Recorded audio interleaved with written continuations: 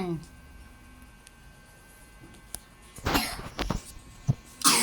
You draw a mouth of a happy face and a sad face. Okay? Gumuhit ka or guhitan mo yung mukha. Lagyan mo ng bibig yung masaya at yung malungkot. Dali na, oh. Dali na, dali. Come. Yan. Guhitan mo na. Ito masaya. Ito malungkot. O sige, lagyan mo nga ito. Masaya at malungkot. Ipapasa natin kay teacher yan. Teacher, may lagnat po si Von Carlitos, Georg. So, he will do his activity here. Wow, very good ha. Wow, yan. That is masaya. Okay. How about malungkot? How about sad face? Tama na yan. Okay na yan, nak. Ay, nilagyan mo ng ano. Ito yung masaya. Ala. Wala na. Ganyan, masaya. O sige, ito.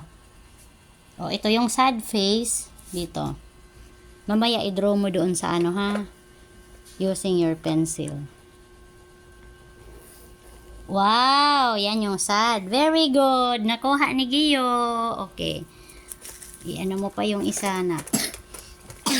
Okay, guhitan mo na yung iyong dito. Ito yung masaya. Okay, guhitan mo ng bibig. Lagyan mo ng bibig yung masaya. Show me. Ano ang mukha ng masaya? Oy, very good. How about malungkot? The sad face. I-ano mo sa mukha, oh. Under the nose. Masaya yan, nak. Erase mo.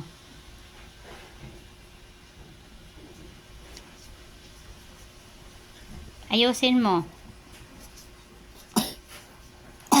Are looking for a sad face.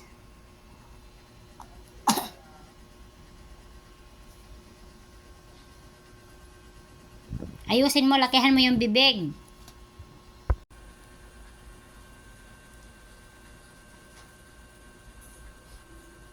Okay, sad yan. Patingin niya ng sad mo. Ay, kasad ba? So, yung happy, is that enough? Wala ka nang idadagdag? Okay, teacher. He is done with his activity here. Ayan na.